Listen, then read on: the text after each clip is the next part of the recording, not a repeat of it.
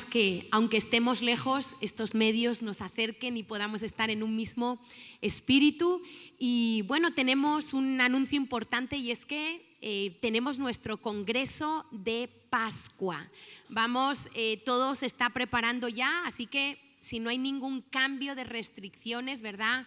Si no hay ningún inconveniente de última hora, que vamos a orar para que no haya ningún problema.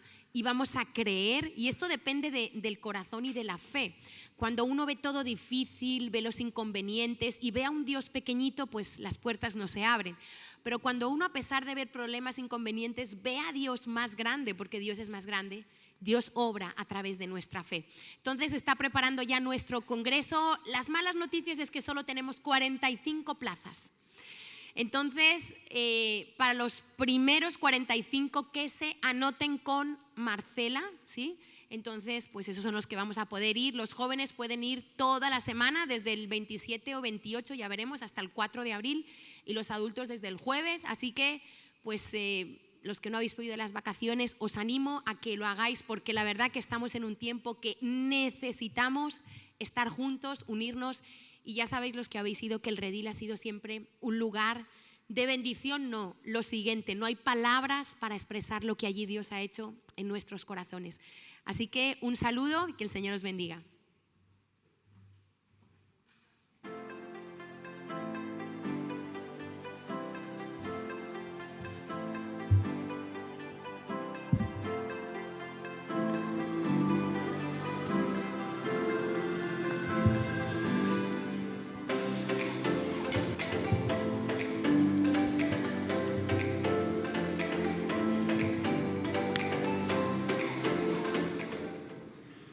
Pues muy buenos días a todos y, como se dice hoy, y a todas, a todos y a todas.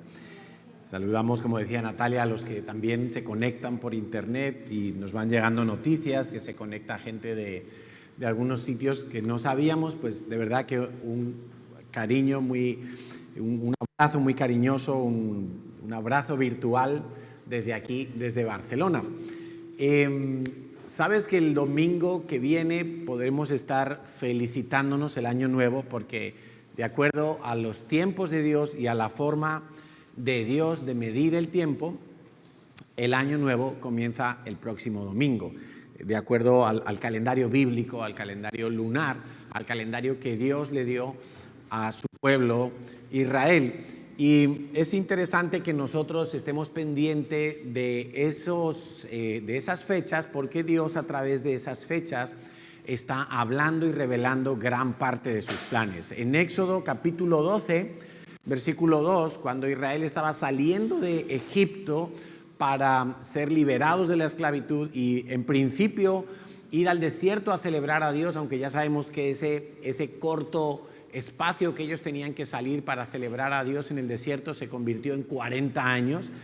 Pero cuando ellos estaban saliendo, Dios le dijo a Moisés: para vosotros este mes, este tiempo, en aquel momento que estaban viviendo, será el primero de los meses del año, la cabeza del año. Así se dice en hebreo, literalmente es la cabeza del año. Y ese mes, en nuestro calendario, pues no siempre cae el mismo día, porque nuestro calendario es solar, el calendario bíblico es lunar y no tienen un encaje igual todos los años. En este año 2021 será el domingo 14 de marzo, cuando sea el año nuevo bíblico, el primer día del mes de Nisan o mes de Abib. Tiene esos nombres en la Biblia.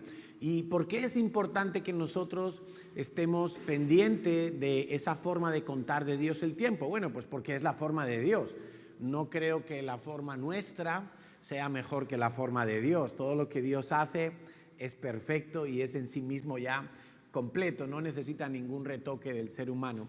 Y no solamente Dios le dijo a Israel: este será el primero de los meses del año, sino que ahí mismo Dios les empieza a decir que varias veces al año se van a tener que reunir y congregar como pueblo en un lugar que Dios les diría más adelante que iba a ser Jerusalén. Y Dios les habla de que hay una serie de fiestas, Pero cuando nosotros en nuestra cultura oímos la palabra fiesta, pensamos en comida, en bebida, en música, en baile, en juerga, en cachondeo, en jolgorio. Pero para Dios la palabra fiesta, aunque tú leas ahí en el Antiguo Testamento la palabra fiesta, por ejemplo la fiesta de la Pascua, no es una fiesta en ese sentido, es un encuentro, es una cita divina en la cual Dios va a hablar a su pueblo. Y va a hablar porque la misma cita tiene un propósito revelador, profético. Y Dios le dice al pueblo de Israel, en Levítico capítulo 23, por ejemplo, encontramos una de esas enseñanzas de Dios, que en la primavera tenían que celebrar 4 fiestas. La primera de ellas, la fiesta de la Pascua. Este año la fiesta de Pascua cae en nuestro calendario el 27 de marzo. El 14 de Nisan será el 27 de marzo. Luego comienza una semana que Dios le llama panes sin levadura. Es una semana completa donde Dios sigue hablando al pueblo de Israel. En esa semana, como son 7 días, siempre había un Sabbat, un día de descanso. Pues al día siguiente de ese día de descanso era la fiesta de las primicias. Primicias en este caso de la cosecha de cebada. Y después, unos 50 días después, venía la fiesta de Shavuot, la fiesta de las semanas. Eso significa Shavuot. 7 semanas cumplidas, 7 por 7. Muy bien, aprobasteis matemáticas, ¿no? 7 por 7, 49. Dice, al 49 día cumplido, el siguiente es el 50, vendría la fiesta de Shavuot. En griego se dice Pentecostés, pente de 50, de 5, por eso la conocemos más como Pentecostés, pero originalmente Dios le llamó la fiesta de las semanas. Y uno dirá, bueno, pero eso se lo dijo Dios a Israel, eso son fiestas judías. No, no son fiestas judías, son fiestas de Dios, que Dios le encargó al pueblo de Israel que las observaran, que las celebraran, que no se olvidaran de ellas, porque en esas fiestas Dios estaba hablando acerca de los planes futuros que vendrían para el pueblo, no solo de Israel, sino para todo el mundo. Porque como todos sabemos, históricamente ya se ha comprobado, Jesús murió en la fiesta de la Pascua, ¿verdad? La primera de las fiestas de la primavera. Fíjate que en la primavera todo vuelve a nacer, ¿verdad? Salen las flores, los campos se ponen bonitos. Por eso estas fiestas de la primavera nos hablan de que todo comienza de nuevo. Y el Mesías, Jesús, murió en la fiesta de Pascua, resucitó después del día de descanso en la fiesta de las primicias. Él fue sepultado también durante los panes sin levadura, como la levadura es un símbolo de pecado. Ya hablaremos de todo esto con más detalle. Solo quiero que estemos pendientes de que vienen tiempos muy especiales, que son las fiestas de la primavera. Y dice que después de que murió Jesús, resucitó al tercer día y se estuvo apareciendo durante 40 días a muchas personas, a más de 500 personas. Y después de todo eso, al 50 día, vino el Pentecostés, el derramamiento que nos cuenta el libro de Hechos de los Apóstoles, del Espíritu Santo sobre la iglesia, de manera que todos los allí presentes tuvieron una investidura de poder de lo alto y salieron como locos a compartir el Evangelio. Ya no había miedo en ellos, ya no había temor. Un hombre tímido como había sido Pedro, un hombre que se acobardó cuando estaban crucificando a Jesús y dijo no conocerle, ahora se levanta en medio de una multitud de miles de personas, sin altavoces, sin micrófonos, sin megáfonos, sin nada, de viva voz, y empieza a predicar el Evangelio y miles se convierten y no tiene miedo de que lo metan a la cárcel, de que lo apedreen, de que lo crucifiquen como a Jesús, de que lo insulten. Algo había cambiado a raíz de ese derramamiento. Y entonces vemos que las fiestas de la primavera, Pascua, panes sin levadura, que es como si fuera casi toda una fiesta, la fiesta de primicias que está dentro de esa semana y el Pentecostés, todas tienen que ver y ya se cumplieron proféticamente en la primera venida de Jesús. cuando Cristo viene hace 2000 años, Él cumple exactamente todo el sentido de estas fiestas. De manera que cuando nosotros observamos que Dios le dice al pueblo de Israel que también hay unas fiestas en el otoño, en la segunda parte del año, que son Yom Teruah, que significa día de la trompeta, es Yom Kippur, que significa día de aflicción o ayuno, y que es Sukkot, también conocido como tabernáculos, la fiesta de las cabañas. Pues la mayoría podríamos rápidamente asociar que esas fiestas del otoño nos están indicando proféticamente la segunda venida de Cristo.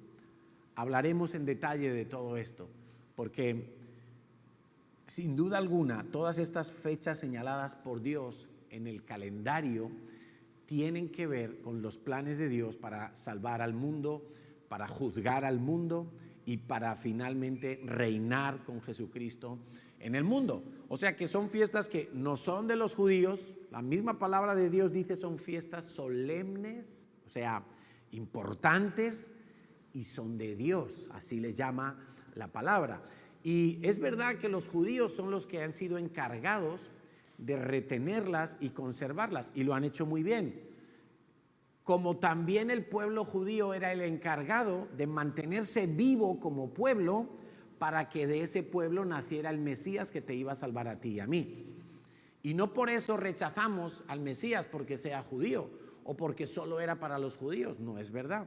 De la misma manera, todas estas celebraciones y estas citas bíblicas tienen que ver con los planes de Dios. Y vamos a aprender muchísimo cuando empecemos a estudiarlos y empecemos a, ¿por qué no?, a celebrarlas también. Ten en cuenta que tú no eres el pueblo elegido de Dios. El pueblo elegido de Dios fue el pueblo de Israel. Dios eligió a Abraham para formar de allí un pueblo y una nación grande, numerosa. Pero dentro de esa palabra que Dios le dio a Moisés, ahí también estábamos tú y yo como el pueblo de la promesa, que seríamos el pueblo de la fe, como Abraham era el padre de la fe también.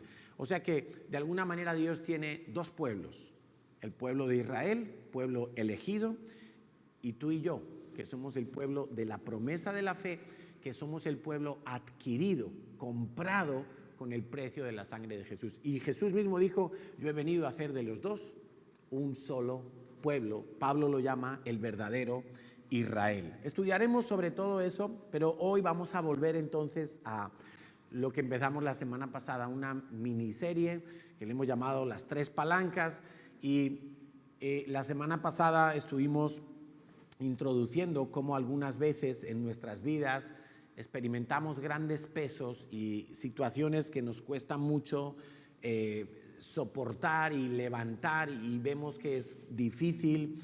No nos vamos a engañar, el mundo es un mundo complejo, el mundo está lleno de corrupción, no puedes fiarte de nadie. Esta semana vino por aquí un hombre a tratar de averiguar dónde tenemos una fuga de agua. Parece que hay una fuga de agua, pero no vemos ninguna humedad, pero el contador corre y nos están facturando el agua, y el hombre vino a tratar de...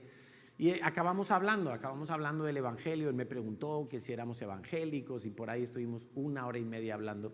Una de las conclusiones a la que pudimos llegar juntos era que nadie se puede fiar de nadie en este mundo. O sea, es como los políticos fallan, los economistas hacen pronósticos y fallan, la ciencia no es exacta.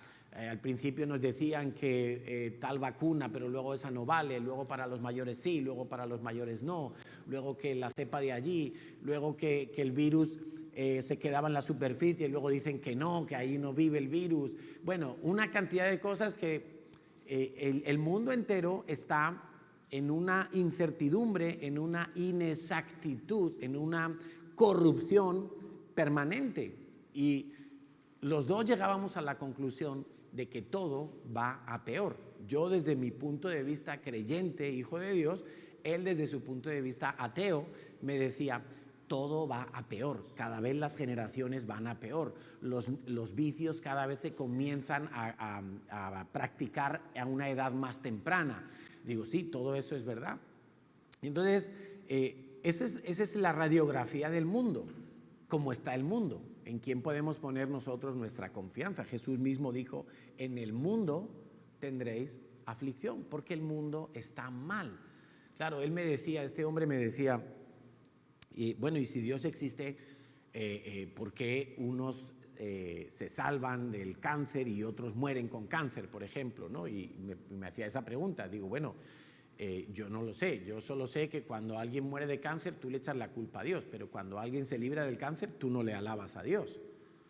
Entonces, Dios para lo malo toda la basura y para lo bueno me doy besos yo a mí mismo. Entonces, digo, eso no vale, ¿eh?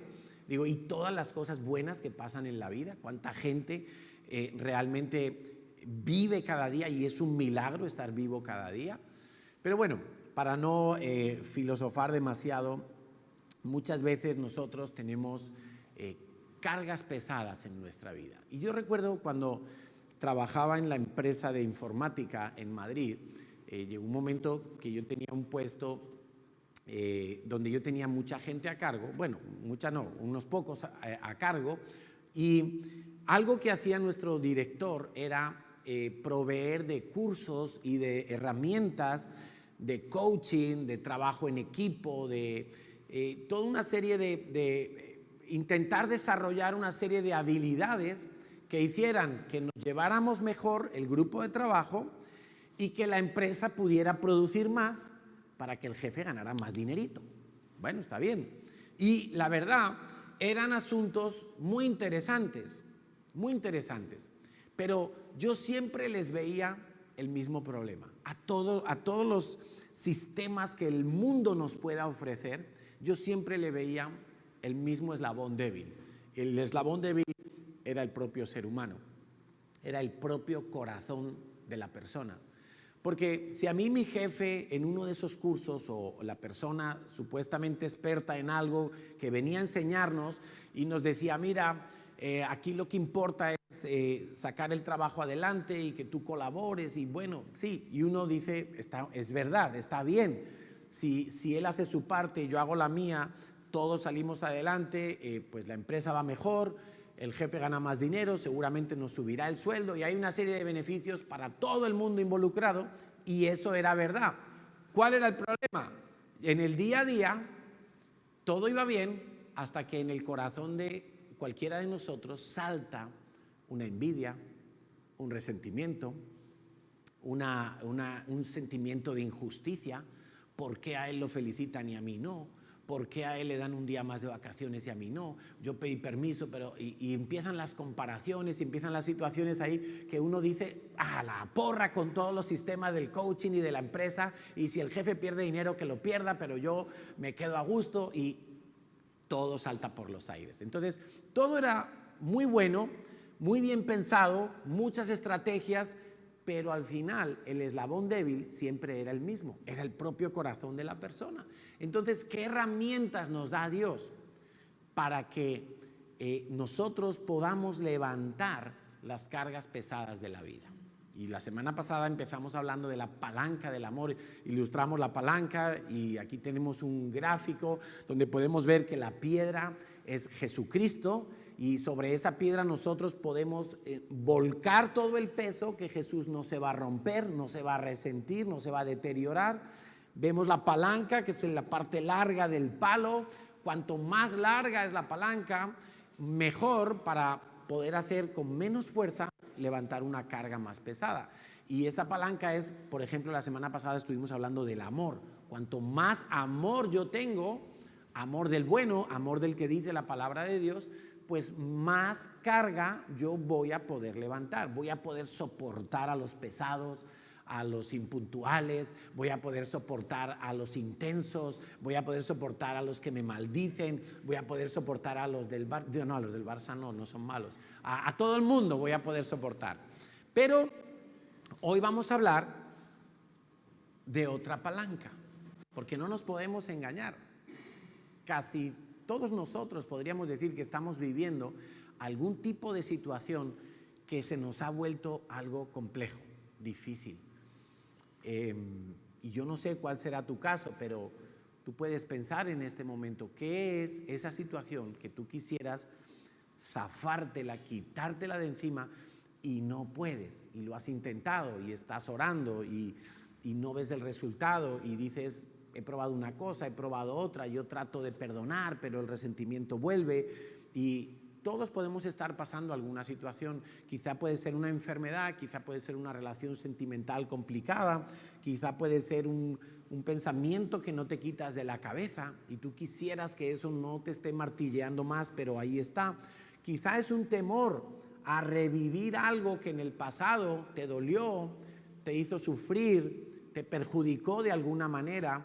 Quizá es un sentimiento de incertidumbre. Hay mucha gente que hoy en día está viviendo un sentimiento de incertidumbre. ¿Qué va a pasar con la economía? ¿Qué va a pasar con mi empresa o donde estoy trabajando? ¿Qué va a pasar en el piso donde vivo? ¿Cómo se va a solucionar esto? ¿Cuándo volveremos a la normalidad?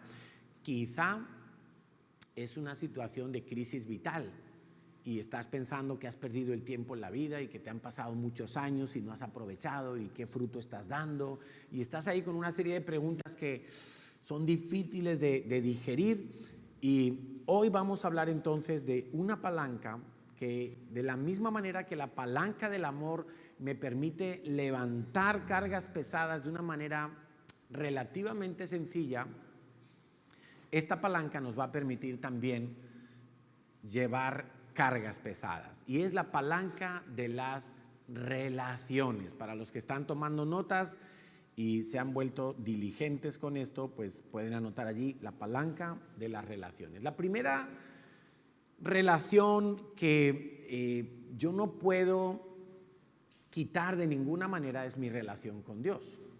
Mi relación con Dios va a ser la que marque la pauta del resto de todas otras relaciones que yo puedo tener en esta vida. Hablamos de relaciones familiares y de relaciones de amistad sobre todo. Entonces, la primera relación, la que me va a permitir saber quién soy yo, la que me va a permitir vivir desde un lugar de seguridad, es mi relación con Dios. Esa relación, si yo la cuido y es correcta, me va a permitir tener una correcta relación con todos los que me rodean, con las personas que están a mi lado o por encima o por debajo de mí en cuanto a autoridad. Ahora, piensa una cosa, tu relación con Dios tiene varias aristas, tiene varias facetas. Tú puedes relacionarte con Dios como un sacerdote que se acerca a su Dios. Tú puedes relacionarte con Dios como un siervo que sirve a su Señor, y es correcto. Tú puedes relacionarte con Dios como alguien que ha sido creado por el Creador y tú dices, tú me creaste. Y está bien, todas esas son buenas, pero hay una relación que prima por encima de todas y que es la que los religiosos del tiempo de Jesús nunca pudieron entender, ni aceptar, ni disfrutar, que es la relación de hijo de Dios. Di conmigo, soy hijo de Dios. Gálatas 4, del 4 al 7 dice lo siguiente: pero cuando vino el cumplimiento del tiempo, fíjate, tiempos, vamos hablando de que Dios señala tiempos en el calendario, pues ese cumplimiento del tiempo fue en la Pascua, cuando se manifestó Jesús y murió como el Cordero de Pascua. Cuando vino el cumplimiento del tiempo, Dios envió a su Hijo, nacido de mujer y nacido bajo la ley. Cuando está hablando de bajo la ley, quiere decir bajo el sistema de la ley. Es allí donde estaban los fariseos, en el sistema de la ley. Allí estaba Pablo, Saulo. ¿Qué es el sistema de la ley? El sistema de la ley es el sistema por el cual tú tienes que cumplir todos los requisitos de la ley para poder acercarte a Dios y no ser destruido ni juzgado negativamente por Dios. Entonces todos los fariseos, incluido Saulo, vivían una vida de esclavitud. Yo tengo que hacer, tengo que portarme bien, tengo que diezmar, tengo que ir esto, tengo que hacer. Y entonces ellos empezaron a creerse muy buenos en cumplir la ley. Y sin darse ni cuenta se habían metido en una jaula, una esclavitud. Yo tengo que para que Dios me ame. Y dice, Dios envió a su Hijo, nacido de mujer y nacido bajo la ley, para que redimiese a los que estaban bajo la ley. a fin de que recibiésemos la adopción de hijos. Adopción de hijos.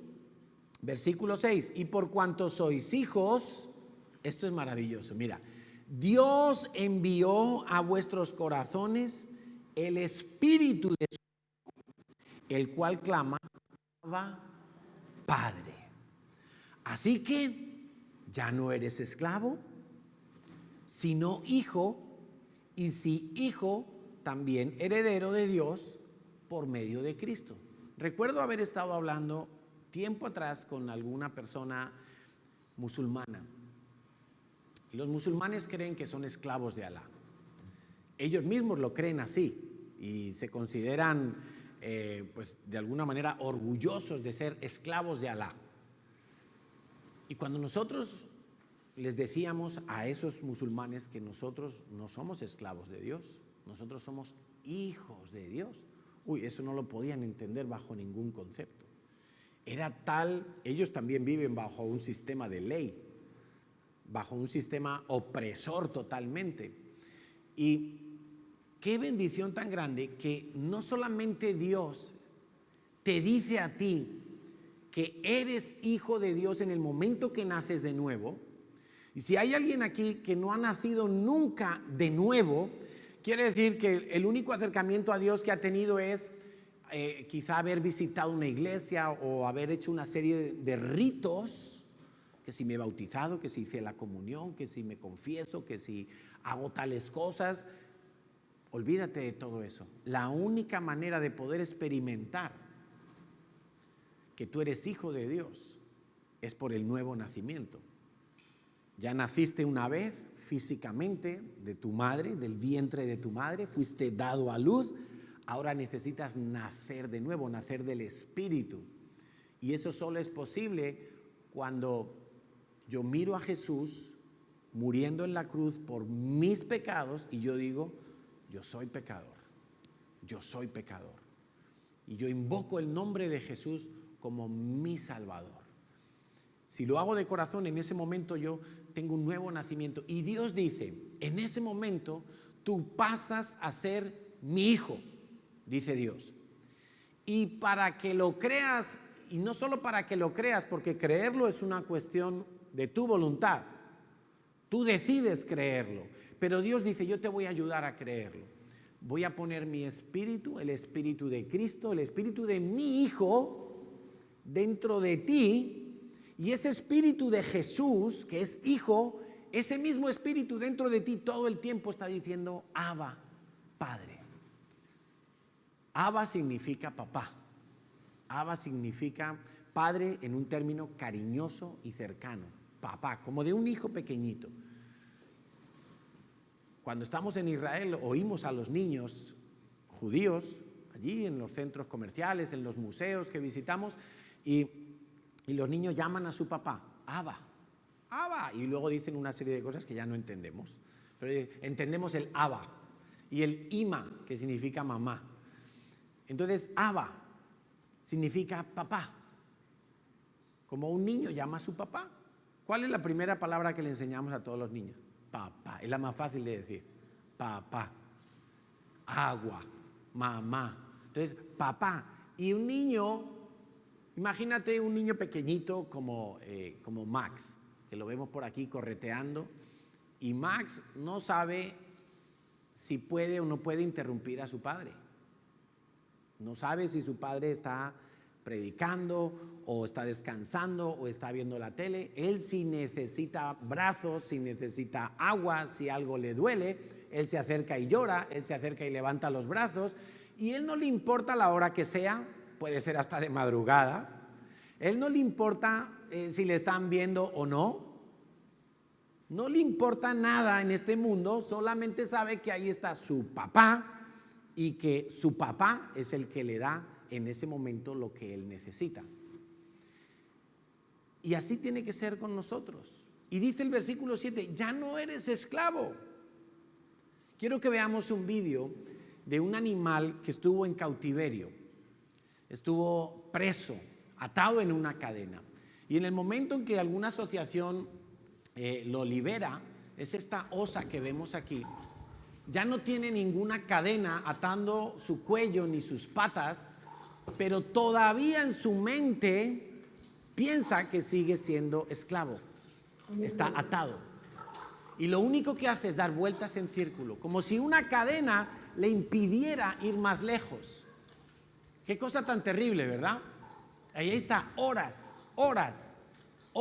dando vueltas en círculo, como si estuviera impedida de irse más lejos y de ir al campo a disfrutar.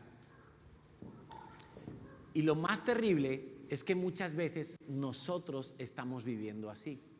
No tenemos una correcta relación con Papá Dios, porque todavía sentimos o de alguna manera hemos sido engañados como que somos esclavos. No tenemos la libertad de salir, de acercarnos, de llorar, de reír, de pedir cosas grandes.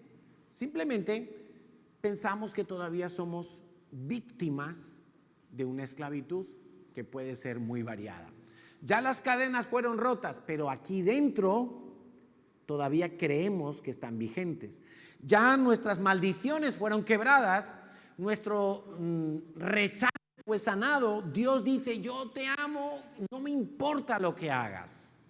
Y puedes venir a mi trono de gracia a tener todo lo que necesites, a recibir socorro y abrazos y auxilios y mimos y vara y todo lo que tú necesites. Pero tú no te acercas porque todavía crees que hay algo que te impide. Todavía crees que tu vida depende de otras cosas, como ese oso, ¿verdad? Que esté libre, pero se sienta atado, o más bien que sentirse se cree atado. Es tan importante que tú y yo aprendamos a tener una correcta relación con Papá Dios, que hasta que no la tengamos, las relaciones a nuestro lado no van a ser completas, ni sanas, ni lo adecuadas que deberían de ser. Por eso, la primera llamada que yo te hago hoy, o la primera parada que quiero hacer, es que tú revises cómo es tu relación con Dios. Quizá tu relación con Dios piensas que depende de cuántas veces vienes a la iglesia o de cuántos servicios haces en la iglesia ayudando en algún ministerio, o de cuántas personas has evangelizado esta semana, o de cuántas horas has orado esta semana. Quizá tú piensas como un sacerdote, si no he ido a la presencia de Dios a ministrar, entonces no puedo pedirle nada a Dios. Todavía eres esclavo. Todavía tienes cadenas aquí dentro que te dicen, no, tienes que hacer. Inconscientemente estás bajo un sistema de ley, de legalismo. Por eso los fariseos no podían entender la libertad que tenía Jesús como hijo de Dios. No lo podían entender. Y Jesús les dijo, no importa si yo sano a un hombre en el día de descanso, es que el hombre es más importante que el sabbat. El sabbat fue dado para el hombre, no el hombre para el sabbat. Y los fariseos decían, no, en el sistema de la ley, el sabbat es más importante que el hombre. ¡Qué barbaridad tan grande! No podían entender porque no eran hijos.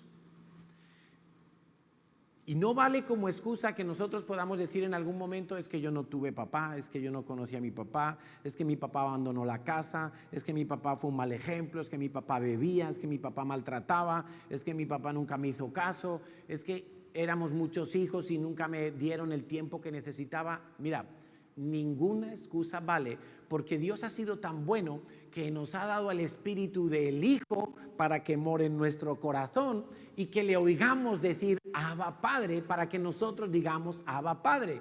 ¿Cómo enseñas tú a hablar a un bebé? Te pones cara a cara con él, le haces que te mire la boca y tú le dices papá, y el niño empieza y luego le dices agua y le haces así muy grande la boca para que el niño te imite. Y es lo mismo que hace el Espíritu de Cristo morando dentro de nosotros. Todo el tiempo el Espíritu de Cristo, que es el Hijo, está Abba Padre, Abba Padre, Abba Padre. Y tú a veces dices, pero yo seré hijo, pero tengo libertad, pero si yo me he portado mal, pero alguna vez cuando tú eras pequeño y hiciste algo malo, Quizá te dieron una nota en el colegio y habías suspendido un examen. Quizá el profesor te hizo un parte de mal comportamiento y tú estabas triste y con miedo, pero seguro que no llegaste a casa y dijiste: mamá, hoy no me pongas de comer, me he portado muy mal. Mamá, hoy no me des jabón para la ducha porque me he portado muy mal, no merezco nada. ¿A que no hicimos eso ninguno de nosotros? ¿Y por qué a veces nosotros lo hacemos con Dios? Y vamos a orar y le iba a pedir a Dios un trabajo, pero es que he estado viendo pornografía, ya no le voy a pedir. No, es que le iba a pedir a Dios que me use más, con más poder, pero como tengo envidia de aquel, no, ya no se lo voy a pedir. Y creemos que tenemos que portarnos perfectos para poder ser hijos de Dios. Y Dios dice: no es así. Ya Jesús se portó perfecto. Y el Espíritu de Jesús mora en tu corazón. Y cuando tú tienes esos pequeños impulsos y deseos que están dentro de ti, que te llevan a decir: Abba, Padre, es que es Cristo mismo, su Espíritu que está dentro de ti, para que tú aprendas a vivir una relación correcta con Dios. ¿Cuántas veces nos han dicho: la vida cristiana no es una vida de religión, sino de relación? Pues claro, si es que es una relación de hijo con su papá, de su papá con su hijo, y es algo personal. Nunca vas a ver en la Biblia que Dios tiene nietos, ni sobrinos. Dios tiene hijos.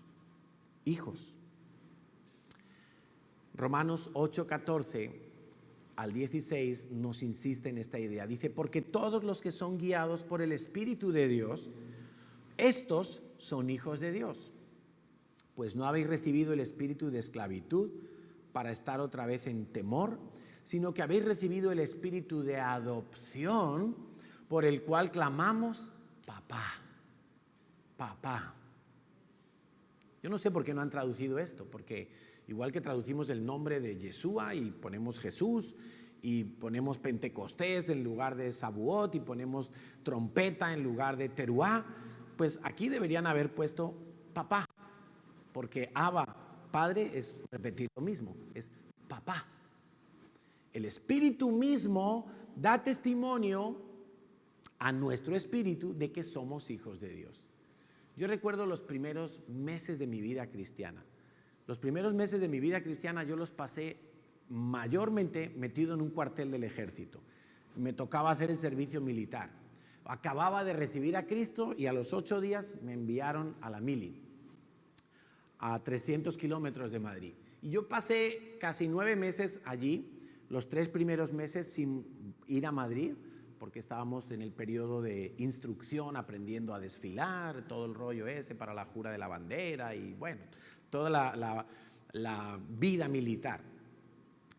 Y yo pasé muchos meses en aquel cuartel y había algo que yo no lo podía explicar. No podía explicarlo de ninguna manera. Ahora entiendo que era el Espíritu de Cristo en mí, que me decía: yo soy hijo de Dios. Y mira, podía acabarse el mundo, podía mi familia rechazarme o escucharme, me daba igual. Había algo que nadie me podía negar y era la certeza absoluta. Más absoluta para mí era la certeza de ser un hijo de Dios que la certeza de mi salvación. Fíjate lo que te digo, que yo estaba totalmente seguro que era hijo de Dios.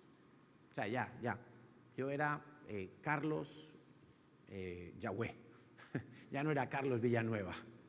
Ya tenía el apellido de Dios. Era tal la seguridad que yo no lo podía explicar.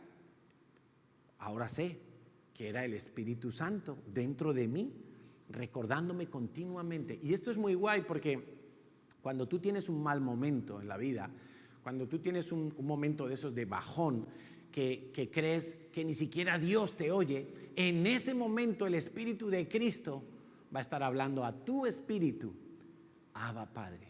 Dile: Abba, Padre. Acércate a papá, acércate a papá. Y el Espíritu de Cristo no te va a dejar quieto, no te va a dejar en paz, va a estar inquietándote hasta que te acerques a los brazos de papá.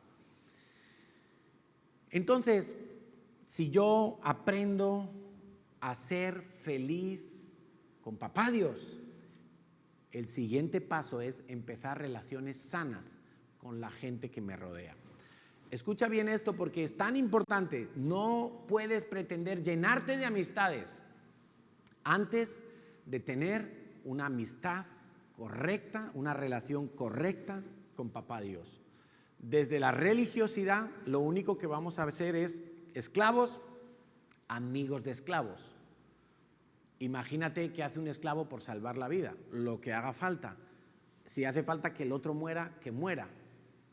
Ahora, cuando yo tengo una relación correcta y yo sé que soy hijo de Dios, empiezo a creer, empiezo a comprobar que el otro y el otro y el otro también son hijos de Dios. Y ya no me importa si tienen defectos, ya no me importa cómo fue su pasado antes de ser cristianos, no me supone un problema si los veo tropezar y caer. ¿Por qué? Porque yo sé que soy hijo de Dios y también sé que ellos son hijos de Dios. Y cambia mucho entonces la composición y el cuadro. Lección principal entonces, correcta relación con papá Dios. Aprendo a ser feliz con papá Dios. Los que están en búsqueda de novio, de novia, de con quién me casaré, aprende a ser feliz con Dios. No es tu futuro marido, tu futura esposa la que te va a llenar el vacío de tu corazón. No. Eso va a ser solo un momentito. El enamoramiento se pasa. Va a ser Dios el que ordene tu corazón y te permitirá, estando sano, ir y encontrar al príncipe de tus sueños. Amén, amén, dicen algunas. Bueno, no sé si será el príncipe de tus sueños o de tus pesadillas, pero en cualquier caso, si estás en una correcta relación con Dios, lo podrás soportar. Entonces, las relaciones con los demás, que ahí vamos, porque Dios nos hizo para relacionarnos con los demás. Dios hizo a Adán y vio que el pobrecito estaba rodeado del burro, de la cebra, del león, y dijo, no, estos no pueden ser sus amigos. Él necesita una pandillita mejor. Y le hizo a Eva, porque no es bueno que la persona esté sola, no es bueno.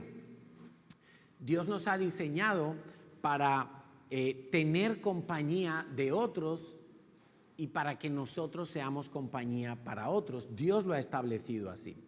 Y en Eclesiastés capítulo 4, versículos 7 al 12, encontramos las palabras de uno de los hombres más sabios que ha existido jamás. Y dice lo siguiente: también observé otro ejemplo de algo absurdo bajo el sol. Estoy leyendo la Nueva Traducción Viviente, Eclesiastés 4, 7 al 12. Observé algo absurdo, dice, absurdo, algo que no tiene sentido, algo que tú dices, ¿qué es esto? ¿Qué cosa tan rara? Es el caso de un hombre que está totalmente solo. No tiene amigos, no tiene esposa, no tiene hijos, no tiene un entorno que le acompañe. Y entonces trabaja mucho para acumular la mayor riqueza posible, como diciendo, pues no tengo con quién compartir, pues yo me lo guiso, yo me lo como, yo lo guardo, yo lo acumulo y ahí está. Y entonces llega un momento que se pregunta, ¿para quién trabajo?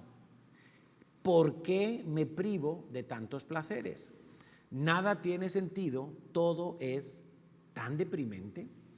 Dice el versículo 9, mira lo que dice Dios en su palabra: es mejor 2 que 1, porque ambos pueden ayudarse mutuamente a lograr el éxito. Si uno cae, el otro puede darle la mano y lo ayuda a levantarse, pero el que cae y está solo, ese sí que está en problemas. ¿Alguna vez te has sentido así? Que te has pegado un tropiezo en la vida y tú dices, ¿y ahora a quién acudo yo? ¿Quién me levanta? Y los que eran amigos, ¡piu!, desaparecieron. Y la familia es familia, pero como para soplar la velita en el cumpleaños y ya. Versículo 11, del mismo modo, si 2 personas se recuestan juntas, esto es para los casados, pueden brindarse calor mutuamente, pero ¿cómo hace uno solo para entrar en calor? Acordaos del rey David, que cuando ya era viejito y el hombre lo tapaban y que nada, y la manta eléctrica y nada. Entonces dijo, tráeme una virgencita que se acueste a mi lado, pero no era para tener nada con ella, era solo para el calor. Versículo 12, este sí lo tienes que subrayar. Alguien que está solo puede ser atacado y vencido, pero si son dos, se ponen espalda con espalda y vencen. Porque yo estoy vigilando la espalda de mi mujer y mi mujer está vigilando mi espalda. Y vemos quién viene a traicionar y vemos quién viene por la espalda. Por eso dice que son mejor dos. Dice, mejor todavía si son tres. Porque una cuerda triple no se corta fácilmente. Y siempre hemos leído estos versículos aplicados solamente al matrimonio, como que, bueno, somos dos, pero el Espíritu Santo en medio de nosotros y es un cordón de 3 dobleces, y está bien, pero esto también aplica para las amistades. El rey David llegó a decir de su amigo Jonatán que le era mejor el amor de Jonatán y la amistad de Jonatán que el amor de las mujeres. Imagínate hasta qué punto era una relación de amistad tan sincera y tan fuerte, ¿no? Hablando del rey David, el rey David se relacionó correctamente, primero que todo con Dios. La Biblia dice era un hombre conforme al corazón de Dios, un hombre que siempre tenía la libertad. Yo digo que David era un adelantado a su tiempo, porque pareciera que vivía en la gracia.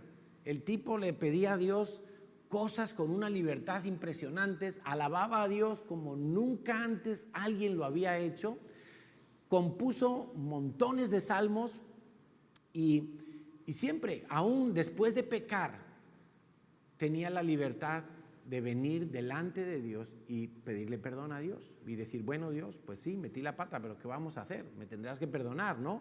Pues ya, vamos, y así. Y tenía libertad y no era todavía el tiempo de la gracia. Pero vemos que el rey David estuvo correctamente relacionado hacia sus autoridades. Saúl era el rey. En el momento en que Dios desecha a Saúl, todavía pasan unos cuantos años, y mientras Saúl tiene que morir, el profeta Samuel va y unge a David como rey. Le dice, tú vas a ser el próximo rey de Israel. Algunos creen que pasaron entre 10 y 20 años desde que Samuel unge a David hasta que David finalmente es coronado como rey. Todos esos años David es perseguido, Saúl lo quiere matar, tiene celos contra David. El hombre sabe esperar el tiempo de Dios. El hombre David jamás ofendió a Saúl, lo defendió, lo honró, lo cuidó, procuró que alrededor de él todos respetaran la figura del rey, el ungido, como decía David. No tocaré al ungido de Dios. Él supo tener una correcta relación hacia sus autoridades. Ahora, mira a ver cómo es tu relación hacia tus autoridades. A cada trabajo donde vas, ¿tienes problemas con los jefes? Entonces el problema no son los jefes, eres tú. No son las empresas, eres tú. No, es que me echaron de aquí, me echaron de allá, me echaron del más allá. ¿Dónde está el problema? El problema eres tú. Ahora, yo estoy hablándote como un amigo, ni siquiera me veas ahora como un pastor, porque un verdadero amigo te dice la verdad y te dice las cosas como son, lo cual no siempre es fácil. David tuvo una correcta relación hacia los lados. Él se llevaba bien con sus hermanos, no le ocurrió como a José, que cuando recibió los sueños, José se le subió a la cabeza el champán, empezó a decir allí a sus hermanos que él iba a ser el rey, el salvador de su pueblo y que todos vendrían a postrarse, y claro, todos le cogieron manía. David no, David supo mantenerse en un perfil bajo, humilde, sencillo. David se llevaba, lo acabo de mencionar, súper bien con Jonatán, pero es que Jonatán era el hijo de Saúl, el rey vigente. Jonatán tendría que ser el heredero al trono, pero Jonatán, que entiende los tiempos y los planes de Dios, acepta que David va a ser el siguiente rey. Y entonces tienen una amistad tan fuerte, dice la Biblia que el alma de ellos quedó ligada. Era una amistad súper especial.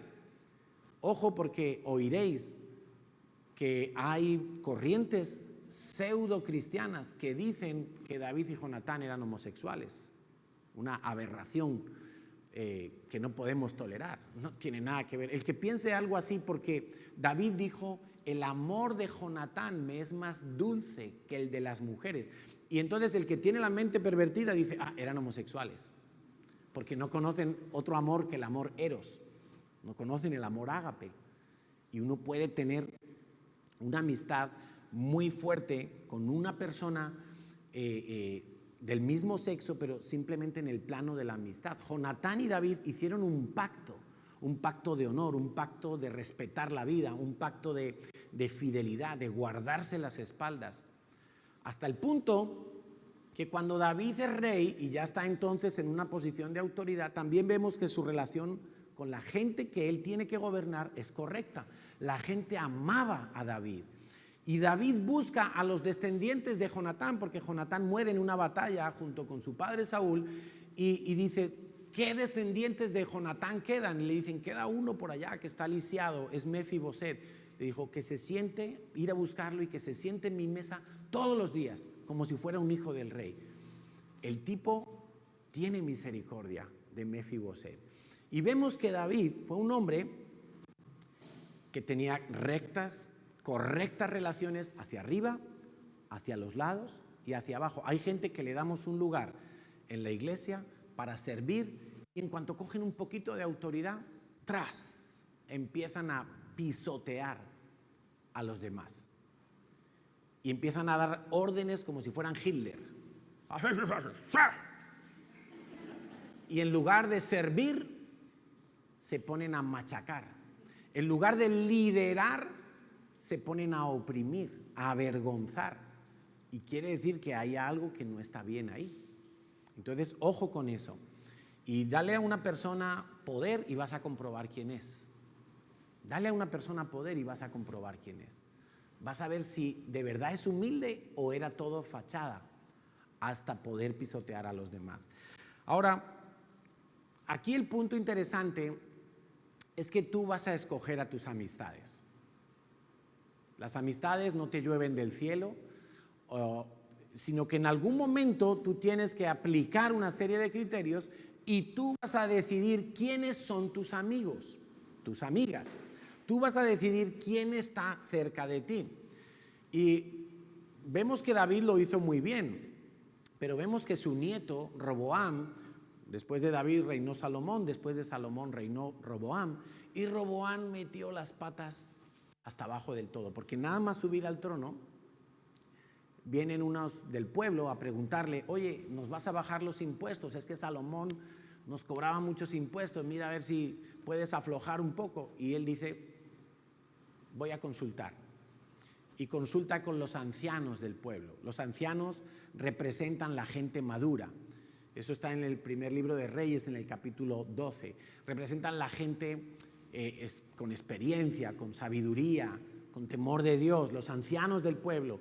Y los ancianos le dicen, mira, baja un poquito los impuestos, la gente te va a querer y la gente te va a respetar y te ganas el favor del pueblo.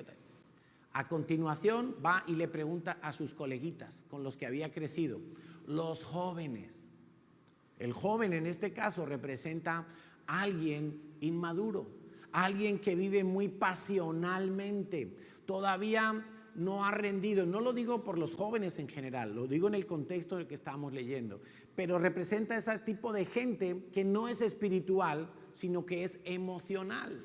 Y entonces los amigos le dicen, no, hombre, si tú bajas los impuestos, tú vas a dar una imagen de que eres un blando, tú tienes que meterle más impuestos todavía que tu padre.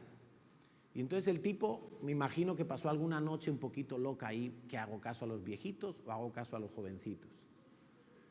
Desechó el consejo de los ancianos y le hizo caso a los jóvenes amigos de él.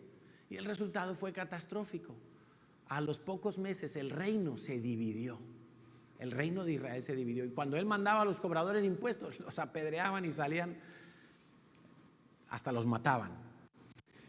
Tú vas a escoger quiénes son tus amigos. Y tú vas a escoger si vas a tener relaciones tóxicas a tu lado o vas a tener relaciones sanas y saludables a tu lado. Los amigos correctos que tú te puedes echar a tu lado son aquellos que también tengan una relación correcta con Dios. Tú tienes que ver de tu grupo de gente con la cual tú más te relacionas. Y vamos a ceñirlo especialmente al ámbito de la iglesia. Porque nosotros pasamos en un trabajo a lo mejor 8, 9, 10 horas al día con gente, con compañeros de trabajo. Y compartimos con ellos. Pero eso no quiere decir que son mis amigos. Llega un momento que son familiares en el sentido de que, oye, ya sé lo que le gusta, de qué equipo es, qué marca de ropa prefiere y cuáles son sus lugares favoritos para viajar. Y ya sabemos muchas cosas de esas personas, pero eso no quiere decir que son nuestros amigos. Sabemos cómo se llaman sus hijos, sabemos cuántos años lleva de casado, empezamos a tener información, pero eso no quiere decir que son amigos, son conocidos. Es una relación laboral. No nos confundamos con eso. Tú tienes que escoger quiénes son tus amigos. Y te voy a hablar de varios círculos. Alrededor de tu vida hay círculos. En un círculo amplio están tus compañeros de trabajo, tus conocidos, tus compañeros de clase, ese con el que tienes que hacer el trabajo fin de grado, el trabajo de bachillerato y no sé qué. Y claro, pasas horas con esas personas. Tú sabes qué música le gusta, sabes quién es su actor favorito, sabes si tiene novio, si tiene novia, sabes muchas cosas. Están en un círculo amplio, están en el entorno de tu vida. No son tus amigos al estilo de lo que estamos queriendo decir en el día de hoy. Tienes luego un círculo más cercano, un círculo un poquito más estrecho. Allí está la gente con la cual tú compartes cosas un poquito más trascendentales. Quizá pues está tu familia, están tus amigos más cercanos, quizá tus compañeros de célula, gente de la iglesia, pero hay un círculo, el círculo más estrecho, donde solo un grupo selecto que tú permites entrar son los que pueden estar en ese círculo, y son tus amigos. Esos amigos, los de este círculo más estrecho, son aquellos que tienen también una correcta relación con Dios. Ven a Dios como papá. En primer lugar, tener una buena, un filtro adecuado en ese círculo íntimo te va a permitir tener personas a tu lado que son maduras, que son espirituales y que te van a ayudar a tomar buenas decisiones. Si decíamos que la palanca del amor me permite levantar cargas pesadas, la palanca de las relaciones me permite compartir cargas pesadas. De manera que yo tengo un problema grande y vengo donde mi 1, 2, 3, 4 amigos, amigas, que sé que son de mi confianza, donde yo les he permitido estar en ese círculo tan reducido, y yo comparto mi carga con ellos. Y como son verdaderos amigos, ellos gustosamente toman parte de la carga y me dicen, ¿sabes qué? Yo voy a orar contigo, yo te voy a acompañar en este proceso, yo te voy a ayudar, yo te voy a escuchar, yo voy a estar a tu lado, no te voy a juzgar. ¿Sabes que tú no puedes mostrarte tal como eres con todo el mundo? Alguno dirá, uy, pero eso es hipocresía. No, eso se llama sabiduría. Porque hay gente inmadura a la cual tú no le puedes mostrar todo lo que tú sientes y todo lo que tú estás luchando, porque no lo van a entender y te van a señalar y te van a decir, ¿Tú tienes ese pecado? ¿Tú estás batallando con esos pensamientos? ¿Tú estás...? Te van a, en vez de levantarte, como decía Eclesiastés, cuando caes, van a decir, pues ahora yo te pisoteo un poquito más. A los que tú dejas entrar en el círculo íntimo, tú tienes toda la libertad de decirles quién eres tú, cómo eres tú, qué sientes tú, cuáles son tus sueños, cuáles son tus anhelos, porque tú confías en que ellos no te van a juzgar, tú confías en que ellos no te van a decir algo alocado al respecto, sino que en todo caso te van a ayudar a lograr que tú vivas esa pasión por Dios. El amigo que tú necesitas está cerca cuando tú estás sufriendo y sufre contigo. Y sufre contigo. El amigo que tú necesitas no aplaude tus fantasías, sino que te dice la verdad. Hay cosas que, no sé si os ha pasado, yo a veces me doy cuenta de algo y yo me tengo que morder la lengua para no decirle a esa persona, porque yo no soy de su círculo íntimo. Pero yo a mis amigos, a los que son de mi círculo íntimo, y no estoy hablando como pastor ahora, estoy hablando como persona, a los que son mis amigos, yo les digo la verdad. Y yo le puedo decir, oye, te estás pasando con esto. Esto que estás haciendo no está bien. Ahora, yo eso no se lo diría quizá a un pastor de otra iglesia, que quizá es mi amigo, pero no está en este círculo, está en un círculo más grande. Y somos colegas y nos conocemos, pero seguramente yo no soy la persona para... ¿Me entendéis? El amigo que tú necesitas es el que ora por ti, el que intercede por ti. Es el que no te separa de Dios, sino que te hace estar más centrado en la voluntad de Dios. Entonces, podemos terminar diciendo, bueno, ¿cómo yo sé a qué personas puedo yo invitar a ser parte de este círculo reducido? ¿A qué personas puedo yo incluir en mi círculo de lo que llamaría un verdadero amigo, una verdadera amistad? Porque no nos vamos a engañar, a veces nos han dado ganas de ir a pedir consejo, de ir a abrirle nuestro corazón, y seguramente algunos aquí lo han hecho, a personas que lo que nos han traído como respuesta ante eso que estamos contando es cualquier barbaridad. Cualquier barbaridad. Nada que ver con la voluntad de Dios. Entonces, ¿qué filtros puedo yo aplicar para saber qué personas pueden ingresar a mi círculo íntimo de amistades? Bueno, hemos estado hablando de unas cuantas, pero una buena pregunta sería, ¿esta persona me acerca o me separa de Dios? Es decir, dicho de otra manera, porque claro, eso preguntado así puede ser difícil de contestar, pero mira, hay personas que cuando tú pasas tiempo con ellas, imagínate una comida, un día que sé yo, vas de compras y te acompaña un amigo, una amiga, y cuando tú terminas de estar con esa persona, ¿tienes más ganas de estar con Dios o menos ganas de estar con Dios? ¿Está tu mente más edificada o más destruida? Hay relaciones que yo hay relaciones que no las soporto. O sea, no es que no las soporte, sino que yo sé que 10 minutos y ya. Porque no quiero seguir escuchando. No me edifica, no me aporta, no me ayuda. Y hay otras relaciones que cuando tú pasas tiempo con esas personas, tú dices, oh, da gusto, he entendido algo, ahora veo a Dios de otra manera, ahora es como que te sientes más cercano a Dios, te ha edificado el tiempo con esa persona. Simplemente para pensar y aplica ese filtro a todos los que hoy tú llamas amigos. Cuando pasas tiempo con esas personas, ¿te sientes más cerca de Dios o más lejos de Dios? ¿Te impulsan a vivir en la voluntad de Dios o te separan de la voluntad de Dios? Esta es una pregunta interesante. ¿Pasar tiempo con alguien te está ayudando a estar más enfocado en la voluntad de Dios o a olvidarte de la voluntad de Dios y vivir otras cosas?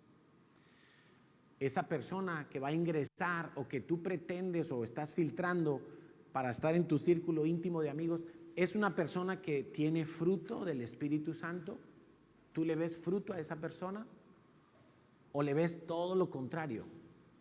¿Le ves todos los pinchos? Te dice la verdad, ya lo hemos dicho antes, te conoce tus debilidades. Mira, si hay alguien que cuando está cerca de ti tú dices, no, yo a esta persona no le voy a contar, porque es que no me fío. Bueno, pues simplemente ahí ya estás estableciendo un filtro. Ya estás poniendo a esa persona en un lugar más separado de tu círculo íntimo. Esa persona murmura, una persona con la que tú pasas un rato y está todo el tiempo hablando de otros, traca, traca, traca, traca, traca. Cuando no esté contigo, va a hablar de ti. No debería de ser de tu círculo íntimo de amigos, porque cualquier cosa que tú digas, eso es como dicen los abogados, va a ser usado en tu contra. Cualquier cosa. El que murmura contigo, murmura de ti. Son preguntas, son filtros que tú te puedes hacer para seleccionar a tus amistades. ¿Oramos? Quiero pediros que os pongáis en pie, por favor, para desperezarnos un poquito.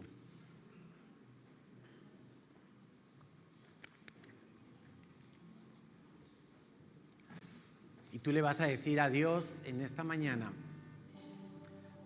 papá, gracias por poner tu Espíritu Santo, el Espíritu de Jesús, el Espíritu del Hijo en mi corazón. Gracias porque no solamente me dices que yo soy tu hijo, sino que me ayudas a creerlo, me ayudas a vivir esa realidad que soy hijo de Dios. Señor, ya no soy esclavo, ya no tengo que cumplir con unos requisitos para acercarme a ti. Ahora en Cristo Jesús soy libre. No quiero vivir como ese animal que sin tener ninguna cadena física tenía cadenas en su mente. Y quiero pedirte, Señor, que me ayudes por la fe a destruir todas esas cadenas de mi mente. Que caigan las cadenas imaginarias, que caigan las cadenas virtuales, que caigan las cadenas de rechazo, de esclavitud, que caigan las cadenas que me dicen que yo tengo que hacer muchas cosas para poder acercarme a papá y pedirle cosas. Señor, tú dices en tu palabra que entremos confiadamente al trono de la gracia. En tu gracia yo tengo toda la libertad. En tu gracia puedo reír, puedo llorar, puedo recostarme como aquel discípulo amado se recostaba en el pecho de Jesús. Y quiero aprender a verte, papá, como lo que eres. Es verdad que tú eres Dios, es verdad que tú eres Señor, es verdad que tú eres creador de todas las cosas, pero quiero verte como mi papá.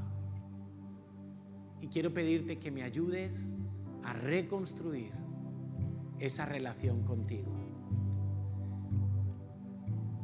A pesar de haber tenido malos ejemplos en el hogar, yo quiero aprender a relacionarme contigo como lo que tú me dices que soy, tu hijo y tú mi papá.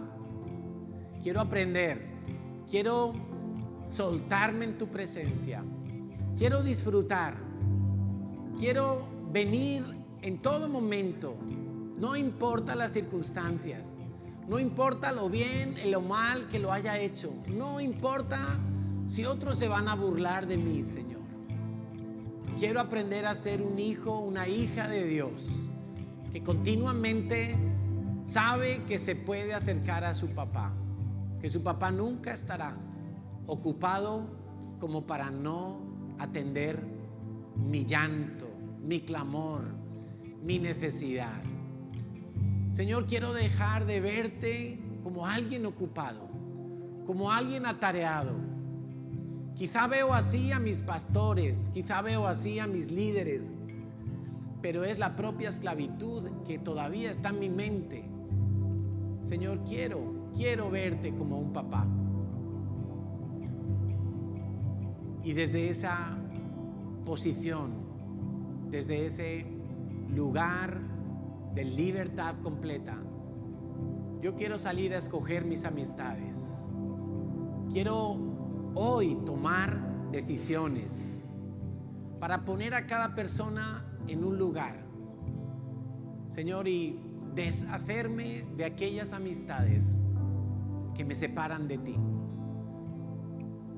No deshacerme para siempre, mas aprender a relacionarme correctamente con cada uno.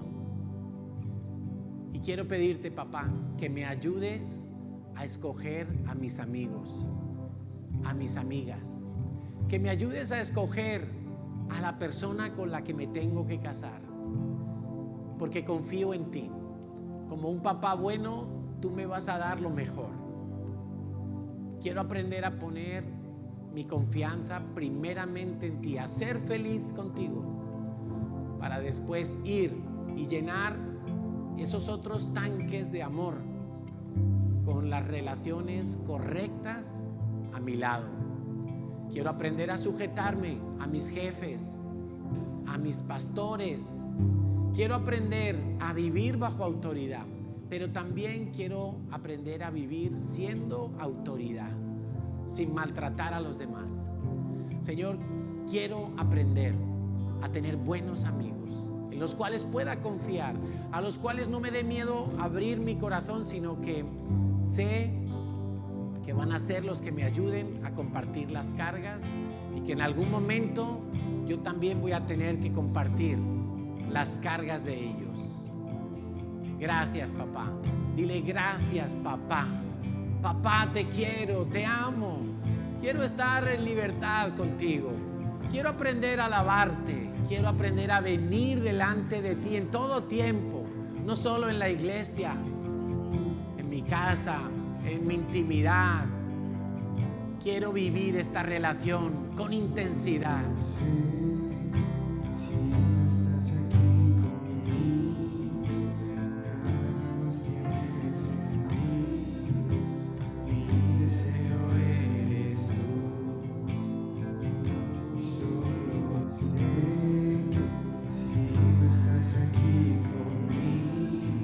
Gracias, Padre. Gracias, Señor. Así es, Señor.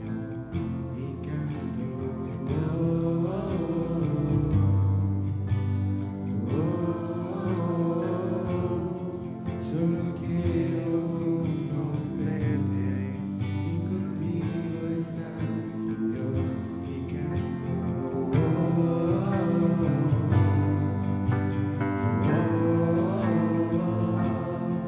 Y con todo lo que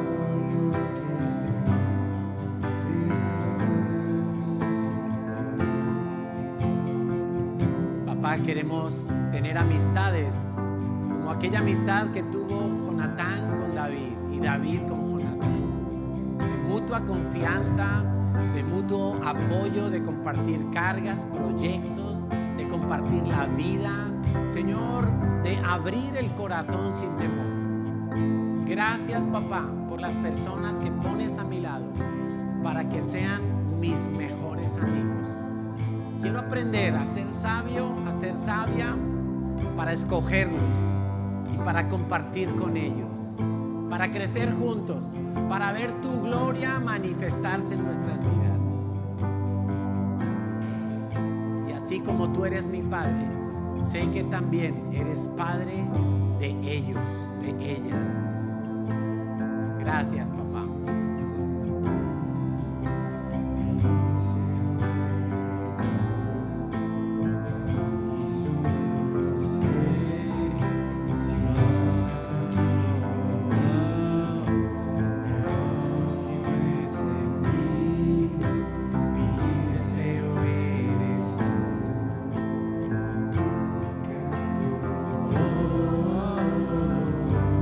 Tu iglesia, Señor.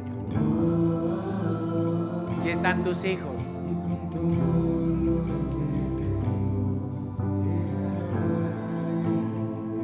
Aquí están tus hijas.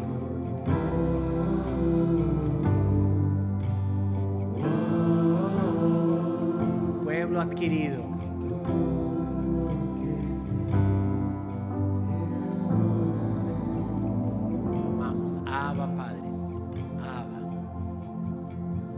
presencia estamos, papá.